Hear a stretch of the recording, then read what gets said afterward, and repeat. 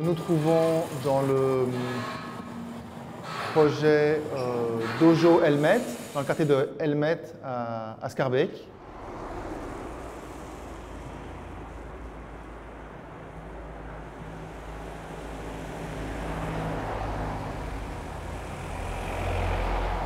La demande de la commune de Schaerbeek était de construire sur une parcelle qui était entièrement occupée par des entrepôts, 4 logements sociaux et une salle de pratique du judo de haut niveau. Donc la parcelle était entièrement occupée et avec une certaine déclivité, c'est-à-dire que le terrain descendait un petit peu et on avait, sur toute la parcelle, mais un petit peu plus bas, un grand entrepôt qui finalement enclavait entièrement l'intérieur d'îlot. Et comme on peut voir là derrière, il y a toute une série de logements existants qui appartiennent au foyer schaerbécois, qui sont très proches de la parcelle. Notre idée était assez simple, c'était de dire on va complètement libérer la parcelle, on va passer à travers un premier bâtiment qui était le bâtiment des logements, on va arriver dans une sorte de petit parc, un petit parc collectif, et puis on va trouver tout au fond de la parcelle la salle de judo proprement dite. Pour pouvoir libérer vraiment ce jardin, ce petit parc, on a proposé de monter légèrement. Donc tu verras que le jardin monte légèrement pour arriver en fait en haut du bâtiment. On va arriver dans une première salle qui est là pour accueillir le public. On a mis en dessous tout ce qui est vestiaire, douche, sanitaire, etc. Et puis, en double hauteur, tout au fond de la parcelle, la salle de judo elle-même. Et en fait, de travailler comme ça nous a permis de proposer un bâtiment qui est assez bas et qui permettait donc d'avoir un impact minimum sur l'îlot et sur les logements voisins et de proposer ce jardin finalement pour les usagers de la salle, mais aussi pour l'ensemble des habitants de l'îlot. Comment insérer un volume qui est relativement haut, puisqu'une salle dojo, elle fait minimum 7 mètres, 8 mètres de hauteur. C'est un volume important au milieu d'un îlot dense. Comment minimiser l'impact de ce volume? Et donc en profitant effectivement du niveau existant de l'ancien bâtiment industriel, en creusant encore un petit peu, et en utilisant les terres de ces déblais, de ce creusement, pour remonter un peu la partie jardin, de manière à monter très légèrement vers l'accès public, on minimisait effectivement l'impact du volume et on redonnait un peu de dynamisme dans cet accès à la salle de judo, quoi.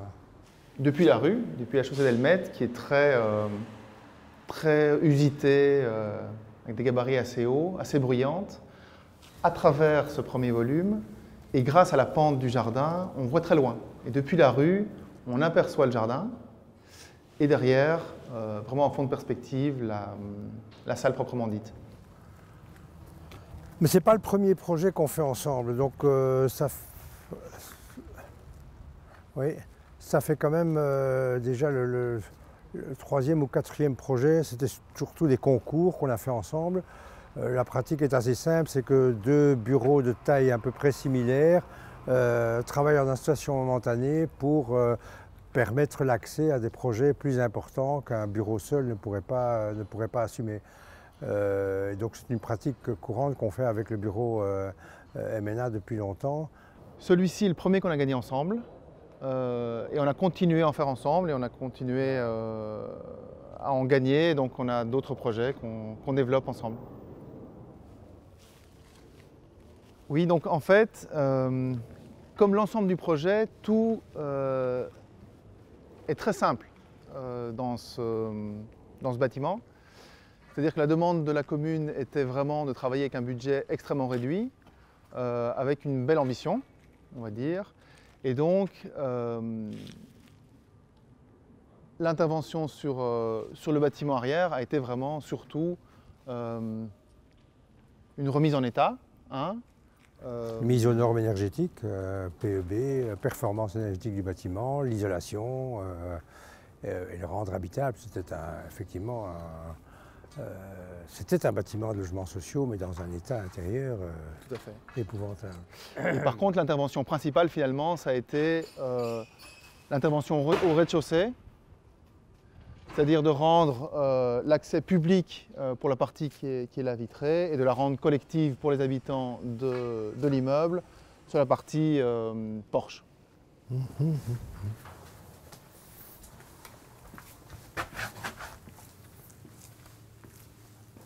Et ici, on est dans la zone spectateur, qui est là pour accueillir le public, d'une part, et d'autre part, pour avoir une vue vers la salle, en double hauteur, qui est située là derrière.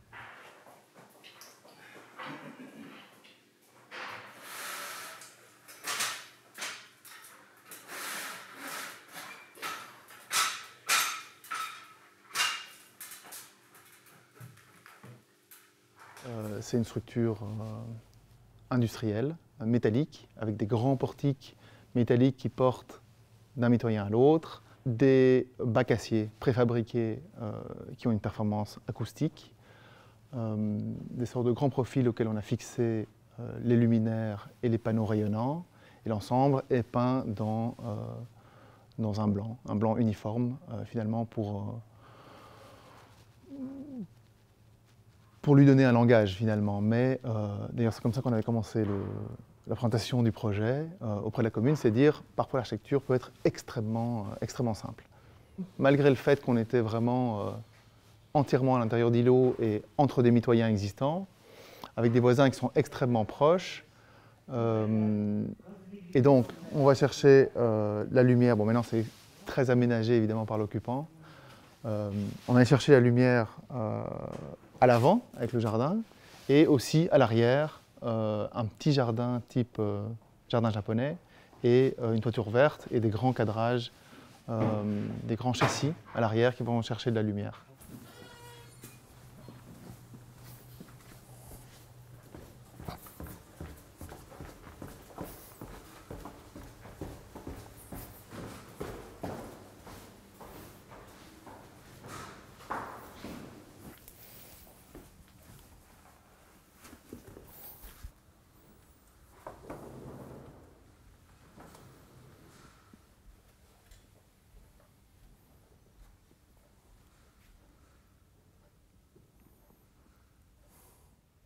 Donc c'est un grand volume, double hauteur, qui est finalement un petit peu enterré. Donc en fait on est un petit peu plus bas que le niveau originel. Et là, une demande du club et de la commune était de pouvoir travailler avec les plus grandes dimensions possibles pour pouvoir répondre en fait à des normes de compétition nationales.